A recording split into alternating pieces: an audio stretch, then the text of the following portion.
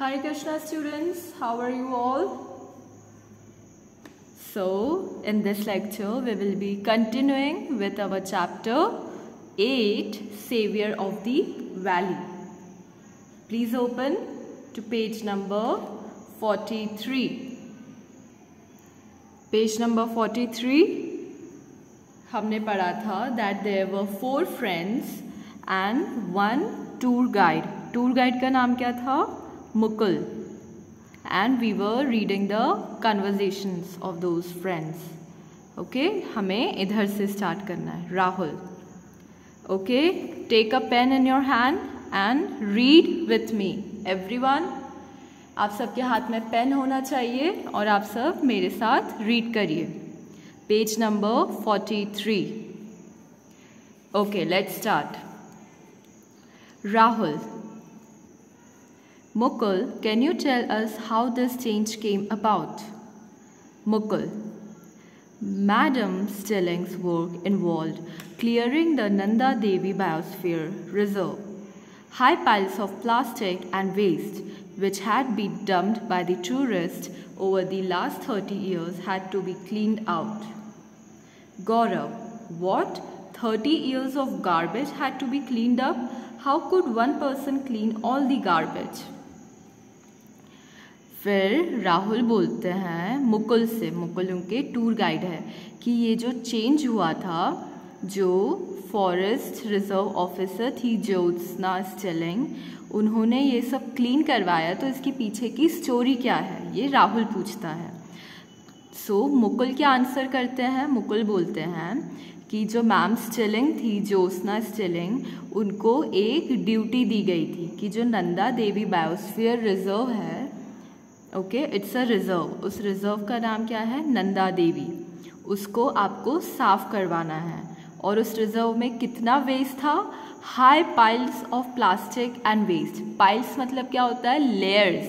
मतलब इतना, एक लेयर, फिर दूसरी लेयर, फिर तीसरी लेयर, मतलब बहुत ज़्यादा वेस्ट था उधर, जो पिछले कितने सालों में डंप मतलब फेंका गया था. 30 ईयर्स, 30 साल का उस वेस्ट था उस रिजर्व में, जिसको ज्योत्सना स्टिलिंग ने क्लीन करवाया था. सो गौरव बोलते हैं व्हाट 30 ईयर्स ऑफ गार्बेज? 30 साल का गार्बेज, ऐसा कैसे हो सकता है? Mukul. To start with, madam put together a group of local people.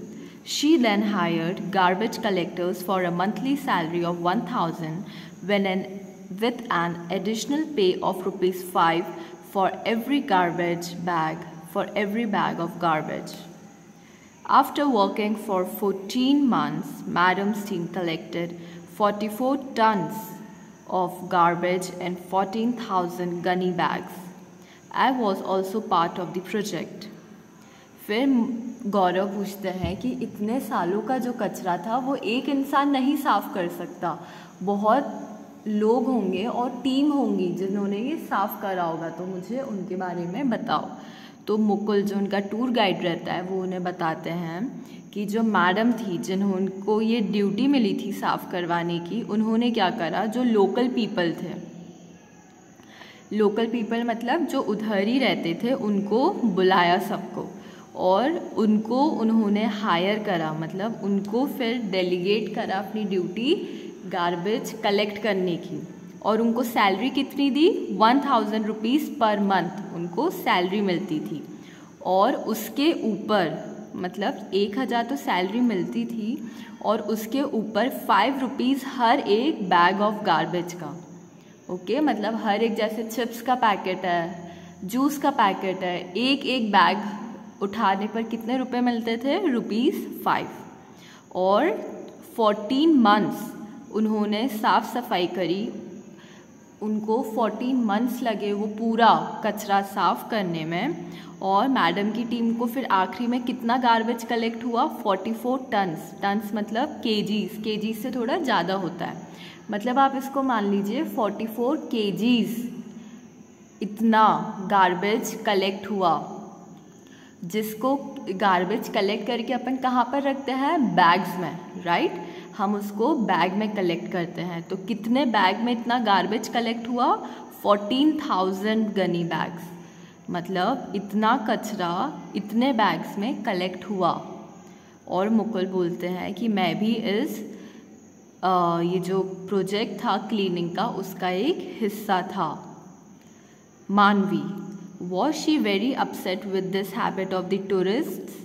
Mukul, not really, she was amazing. I remember her laughing and saying, friends, the collected garbage matches the surrounding mountains in their height.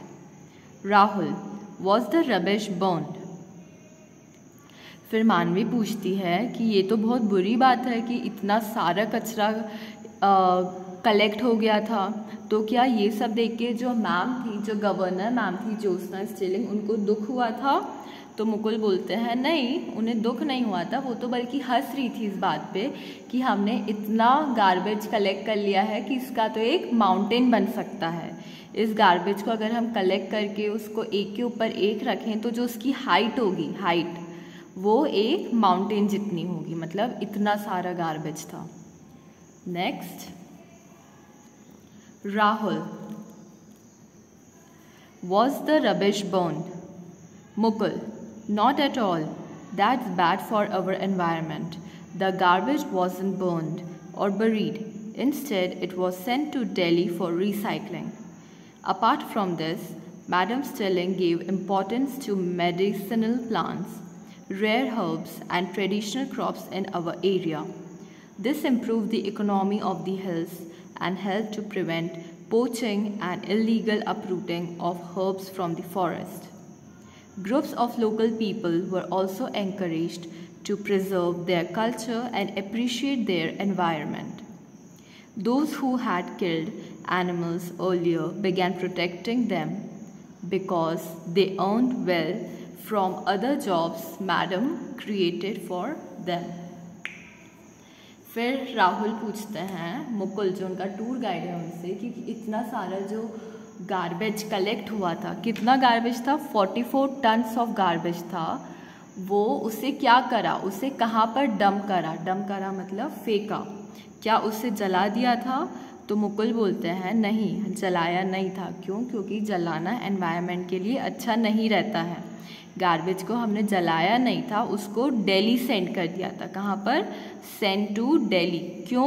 For recycling. Okay, recycling का मतलब जानते हैं आप क्या होता है? मतलब उसको ठीक कर कर वापस से यूज़ में लेना, उसे हम बोलते हैं रिसाइकलिंग। ओके, और इसके अलावा जो मैडम थी, मैडम ज्योत्सना स्टिलिंग, उन्होंने जो इस लोकल एरिया के मेडिसिनल प्लांट्स थे, मतलब ऐसे प्लांट्स और हर्ब्स जिनसे हमें दवाइयाँ मिलती है, उनका इम्पोर्टेंस भी बताया सबको, जिससे उस प्लांट्स और हर्ब्स की सेल बढ़ गई और इस एरिया में इकोनॉमी स्टेबल हो गई। मतलब लोगों ने वो ख़रीदना शुरू कर दिया तो पैसे आने लग गए। और जो इस एरिया में पोचिंग और इल्लीगल काम होते थे, जैसे कि लोग उन प्लांट्स को अथॉरिटी से बिना बताए तोड़ लेते थे, तो वो भी बंद कर दिए गए। और जो उधर के लोकल पीपल थे, मतलब जो उधर लोग, लोकल पीपल मतलब जो लोग उधर ही रहते थे, उन्होंने अपने एनवायरनमेंट की केयर करना शुरू कर दी। और जो उधर के एनिमल्स थे जिनको पहले मार दिया जाता था, उनको भी बचाना शुरू कर दिया। ओके, प्रिजर्व एनिमल्स, उनको भी उनका ध्यान रखना शुरू कर दिया। ये सब चेंजेस आए। ओके